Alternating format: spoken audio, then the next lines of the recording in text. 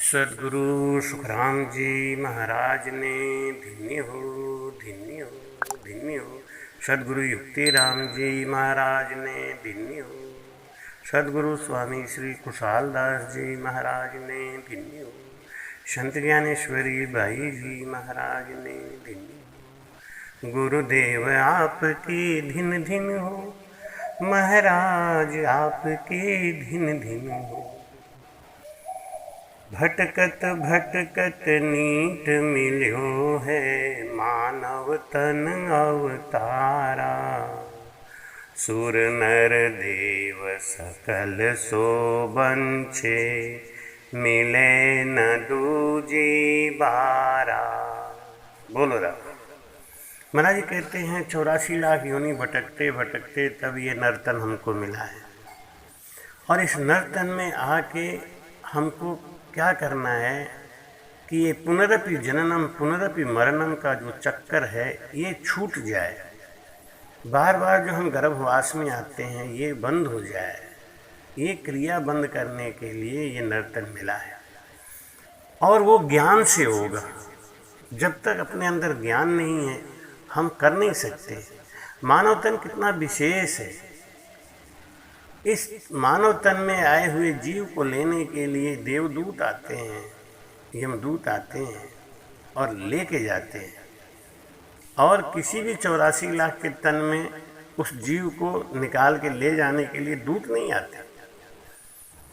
इस मानव तन में आके हम अपने कर्म को काट सकते हैं। जब इस सृष्टि की रचना हुई तो मानव पाप क्या है पुण्य क्या है इन सब बातों से परे केवल परमात्मा की भक्ति में लीन रहता था। लेकिन धीरे धीरे धीरे धीरे मानव के लालच ने, मानव के लोभ ने, मानव के स्वाद ने उसको गलत रास्ता दे दिया। हम अपने पथ से पथभ्रष्ट होते गए। पहले का मानव जानता था कि इस शरीर की रक्षा के लिए परमात्मा ने जड़ी बूटी औषधि दी है। तब कोई डॉक्टर नहीं होते थे, तब कोई अस्पताल नहीं होता था और आदमी 200-200 साल 300-300 साल आराम से जिंदा रहता था, स्वस्थ रहता था। आँखों की रोशनी बनी रहती थी, दांतों में ताकत बनी रहती थी। कारण क्यों? कारण गीता में भगवान कहते हैं कि अगर आदमी युक्ताहार विहारस्य युक्त चेष्टस्य कर्मसु युक्त स्वप्नावबोधस्य योगो भवति दुःखः। पहले का हर आदमी योगी होता था। योगी किसको कहते हैं? जो खान पान आहार विहार निद्रा सब में ज्ञान से विचार से काम करता। तो पहले के लोग ये जानते थे कि परमात्मा ने ये 5 तत्वों का शरीर दिया है। 5 तत्व के शरीर के लिए सृष्टि बनाई, रक्षा के लिए सृष्टि बनाई। ये जितनी वनस्पति बनाई परमात्मा ने इस 5 तत्व की रक्षा के लिए। हम जानते हैं कि जितने भी पशु हैं इनके लिए कोई अस्पताल नहीं होता था। आदमी के लिए ही नहीं था तो पशुओं के लिए कहाँ होता। आज भी जंगली जो पशु होते हैं, जंगली पशु किसी डॉक्टर के पास नहीं जाते। इनका भी तो पेट खराब होता होगा, इनको भी तो कहीं बुखार उखार होता होगा, इनकी भी तबीयत खराब होती होगी। लेकिन ये दवा कहाँ से लेते हैं? इनको परमात्मा ने अंतर्ज्ञान दिया है। ये जड़ी बूटियों के बारे में जानते हैं। बंदर भी है, उसकी तबीयत जब खराब होती है तो अन्न खाना छोड़ देता है। अन्न नहीं खाता, वो घास फूस खाता है। और घास फूस में से वो अपनी औषधि के लिए जो जड़ी है उसी को खाता है। सब घास फूस भी नहीं खाता। इतना ज्ञान तो उनको भी है। लेकिन ये मानव अपनी अज्ञानता, अपने अहंकार के कारण कि हम अच्छा से अच्छा भोजन करेंगे। भोजन औषधि है, ये स्वाद की चीज़ नहीं है। हम इसको स्वाद के लिए, मनोरंजन के लिए, दिखावा के लिए करते हैं। पहले के ज़माने में पिज्ज़ा कहाँ होता था, पहले के ज़माने में समोसा कहाँ होता था। तली और भुनी चीज़ें खा खा के हम अपने शरीर का नाश कर देते हैं। जो आदमी तली हुई और भुनी हुई चीज़ नहीं खाता, वो आदमी स्वस्थ रहता है, प्रसन्न रहता है, निरोगी रहता है। छोटे मोटे रोग आते रहते हैं और वो स्वस्थ होता रहता है। आते हैं और चले जाते हैं, जड़ जमा के नहीं बैठते। क्यों? उनका खान पान ऐसा है कि वो उसको भगाते हैं। हमारे अभी कुछ समय पहले की बात है कि हमारे जो बुजुर्ग लोग थे वो चाय नहीं जानते थे, चाय नहीं पीते थे, जानते ही नहीं थे, होता ही नहीं था। जब बाहर से कुछ लोग हमारे देश में आए और हमारे देश के लोगों की ताकत को देखा, एक एक कुंटल का वजन इधर का उधर रखना इनके लिए 5 किलो के बराबर होता था। वो समझ गए कि हम इनके ऊपर राज नहीं कर पाएंगे, तो उन्होंने हमको डालडा और चाय, ये 2 की आदत डाल दी। पहले हमको मुफ्त में दिया, चौराहे चौराहे पर चाय पिलाया जाता था, फ्री में पिलाया जाता था। चाय के पत्ती में निकोटीन और टेनिन नाम का 2 जहर होता है, जो हम रोज पीते हैं, तेजाब को बढ़ाता है शरीर में। चाय को पीने के लिए शक्कर की जरूरत पड़ती है, और चीनी 4 मुख्य जहर में से एक है। सफ़ेद नमक ये जहर है, चीनी जहर है, मैदा जहर है, और रिफाइंड ऑयल ये जहर है। इसको हम लेना शुरू कर दिए। एक चाय और समोसा की वजह से हम ये जहर पीना शुरू कर दिए। और हमको सब ज्ञान बहुत देते हैं, लेकिन ऐसा ज्ञान कोई नहीं देता कि हम क्यों 4 पाप रोज करते हैं और उस 4 पाप का निवारण क्या है।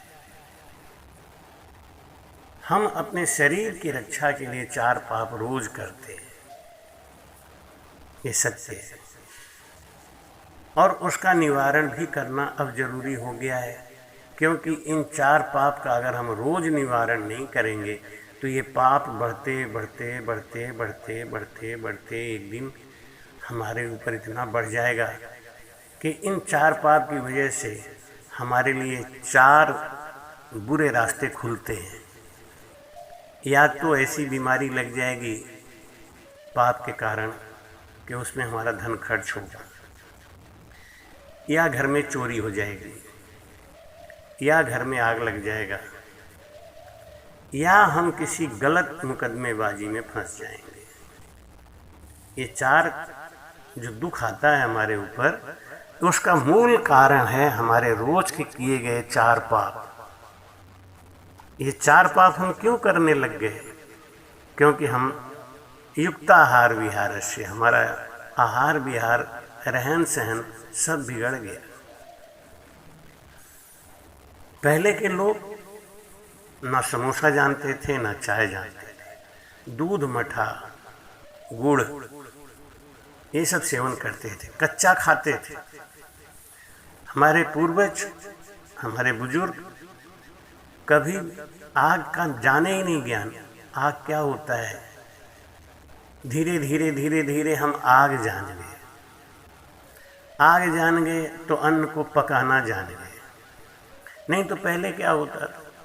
पहले के लोग अन्न को पानी में भिगो देते थे, अन्न जो भी पैदा होता था, क्योंकि तब हम खेती करना भी नहीं जानते थे। प्रकृति अपने आप ही जो अन्न देती थी वही पृथ्वी से प्राप्त किया गया वो औषधि हम लोग पानी में भिगो भिगो के खाते थे और पूर्ण स्वस्थ रहते थे। जैसे जैसे हमारा ज्ञान बढ़ता गया, हमारा खान पान बदलता गया, और खान पान जैसे जैसे बदला, रहन सहन जैसे जैसे बदला, हम रोगों के घेरे में फंसते चले गए। पहले कोई बीमार होता था तो 6-6 किलोमीटर 10-10 किलोमीटर दूर जाके कोई सरकारी एकाध कोई अस्पताल दिखता था और वहाँ लोग इलाज कराते थे। डॉक्टर को घर पे बुलाना बड़ा असंभव बात था। अब धीरे धीरे धीरे धीरे जितने मकान नहीं हैं, जितने रहायशी घर नहीं है, उससे ज़्यादा अस्पताल खुल गए और पैसे का ऐसा लालच बढ़ा कि लोग चाहे ABMS करके, चाहे BMS करके, चाहे कुछ करके डॉक्टर बन गए और सब के सब मनुष्यों के शरीर से खिलवाड़ करना शुरू कर दिया। आज हम आपको केवल इस बात के लिए ज्ञान देने आए हैं कि हम युक्ति से खाएं, युक्ति से रहें।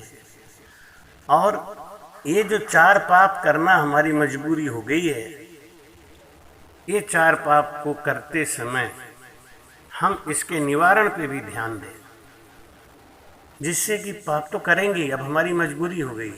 हमारे जीवन की शैली ऐसी बन गई है कि हमको पाप करना ही पड़ेगा। हम ये 4 पाप किए बगैर रह नहीं सकते, लेकिन इसका निवारण करते रहें तो इस पाप का दोष नहीं लगता। एक राम से नहीं है, वो भजन करता है, भजन करने वाले को कोई पाप दोष नहीं लगता। लेकिन जो भजन नहीं करते, महाराज कहे भजन बिना सब कर्म रे, उड़ उड़ लागे आए, ज्यों सिख सूना खेत में मृग ढोर चर जाए। जैसे किसी खेत का बाड़ नहीं हो, रखवाला नहीं हो, तो उस खेत का फसल कोई भी चुरा ले जाएगा, काट ले जाएगा, जानवर खा जाएंगे। जिसके ऊपर भजन का छाया नहीं है, जो भजन नहीं करता, उसको सब कर्म आके लगते हैं। भजन बिना सब कर्म रे, उड़ उड़ लागे आए, आके लगते हैं। इसलिए जो ज्ञानी जीव हैं वो तो कोई सद्गुरु की शरण में जाके भजन का भेद सीख के, ज्ञान सीख के भजन करते हैं। श्वासों श्वास कहे हरि नाम, फिरे रस नामुख में दिन राती, धीरज ध्यान अडोल न डोले, आसन मार उपासो छाती, नाल समीसल राखत नाही, मोड़त अंग न बंधत बाती, मन को थोप पवन सु मेला, सूरत समोह निरत कर साथी, सुखराम कहें यूं ध्यान धरो, ज्यों दीप के संग जलत है बात। जो भजन करते हैं उनको ना पाप लगे ना पुण्य लगे। जिनका मन ना पाप करने में है ना पुण्य करने में, अनजाने में जो किया हुआ पाप है वो भी भजन करने वाले को प्रभावित नहीं करता। लेकिन जो भजन नहीं करते ना, उनको जाने अनजाने में सब पाप लगता है। तो हम 4 पाप किए बगैर जीवन जी नहीं सकते, क्योंकि हमारे जीवन की शैली बदल गई। हम कच्चा खाते नहीं, आग जला के, आग पे पका के ही खाते हैं। तो जब हम आग जलाएंगे तो आग जलाने में जो वातावरण में जो विषाणु हैं या जो अच्छे जीव हैं, बैक्टीरिया हैं, अच्छे और बुरे सारे बैक्टीरिया जो हवा में उड़ते रहते हैं हर समय, करोड़ों करोड़ों करोड़ों बैक्टीरिया उड़ते रहते हैं। जब हम आग जलाते हैं तो वो नष्ट होने लगते हैं, जल जल के भस्म हो जाते हैं।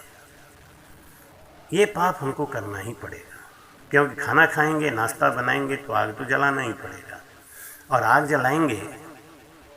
इसीलिए जो दंडी स्वामी लोग होते हैं वो आग का पका हुआ चीज़ नहीं खाते, और खाते भी हैं तो अपने जला के नहीं खाते, आग नहीं जलाते। किसी गृहस्थी के यहाँ कहीं भी बना हुआ मिल जाएगा, भिक्षा में ले लेंगे, लेकिन वो बना के नहीं खाते। क्यों? आग जलाने में, आग जलाने का दोष लगता है।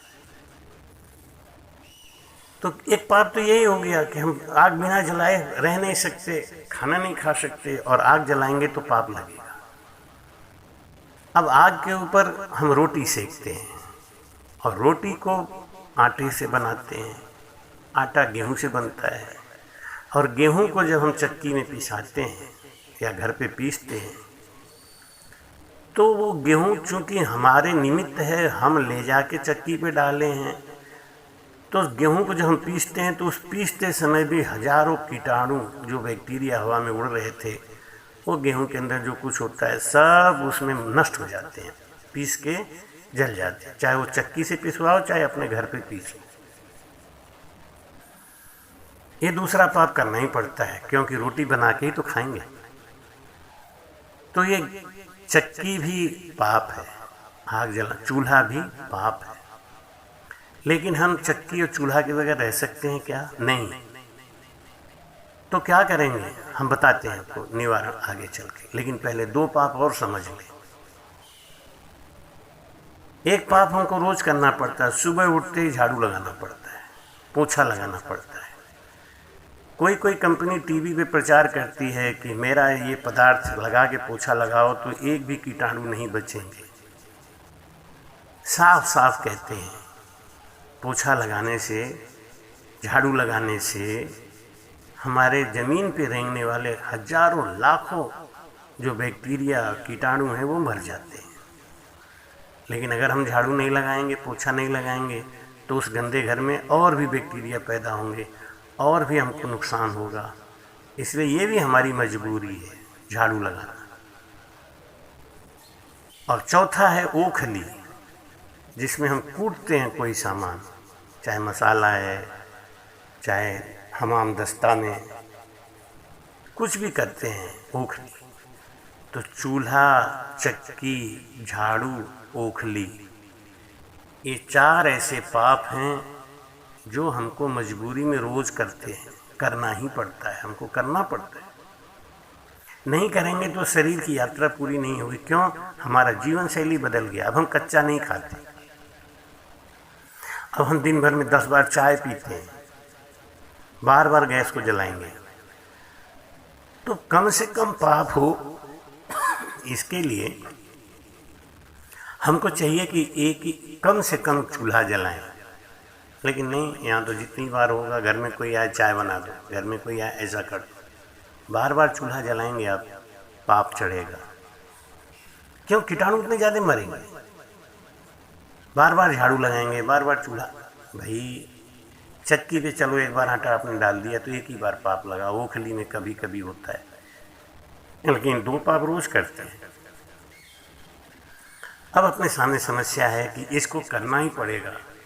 अब आप सोच रहे होंगे कि महाराज जी आज ये कौन सा ज्ञान देने लग गए।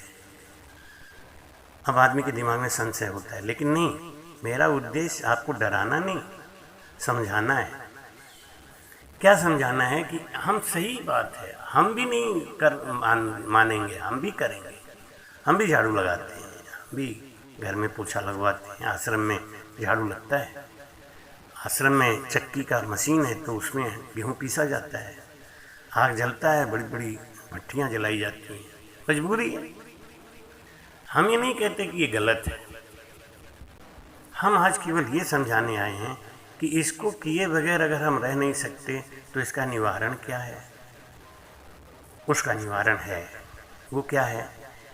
पहले आपने देखा होगा कि हमारे जो पूर्वज थे, हमारे जो बुजुर्ग थे, जब वो चूल्हे पे खाना बनाते थे तो एक छोटा सा टिक्कर बना के अग्नि को दान कर देते थे, अन्न का। अब हम ऐसा नहीं करते क्योंकि हमारे पास गैस आ गया। तो भी चुटकी का आटा लेके रोटी बनाने से पहले अग्नि को थोड़ा सा आटा दान कर देना चाहिए, थोड़ा सा। और पहली रोटी गाय के लिए, कुत्ते के लिए, और आखिरी रोटी गाय के लिए। पहली रोटी गाय के लिए, गलती बोल गया, पहली रोटी गाय के लिए, आखिरी रोटी कुत्ते के लिए रखना चाहिए। गाय को रोटी डालते, अब इसमें भी एक समझदारी है, कौन सी गाय को रोटी डालना है। कोई आवारा पशु हो, ऐसी गाय जिससे आपका कोई रिश्ता नहीं हो, जिसका आप ना गोबर लेते हो, ना जिसका आप कोई यूज करते हो, ऐसी गाय। तो उस गाय का हम गोबर खा लेते हैं, दूध पीते हैं, तो उसको रोटी खिलाना हमारा धर्म है, हमारा कर्म है। उसको खिलाने से हमारे पाप नष्ट नहीं होते। जो कुत्ता आपके घर की रखवाली करता है उसको रोटी खिलाने से आपका कोई धर्म नहीं बनता। जिस पंडित को आप घर में रोज बुला के पूजा पाठ कराते हैं, उस पंडित को दान देते हैं, ये कोई दान में नहीं आता। वो अपनी ड्यूटी करता है, उसकी तनख्वाह हो जाती है। आप अपना गुरु बनाए हैं तो अपने गुरु के लिए थोड़ा बहुत रोज कुछ न कुछ निकाल के रखें। जब कभी गुरु महाराज मिलेंगे तो उनको वो दक्षिणा स्वरूप दे दिया। रोज तो गुरु महाराज नहीं मिलेंगे, इसलिए थोड़ा थोड़ा उनके नाम से निकाल के रख दिया।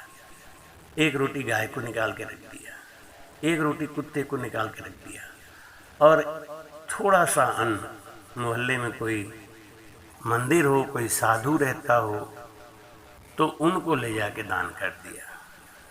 ये 4 पुण्य हमको रोज करने से ये 4 पाप का निवारण रोज होता रहता है।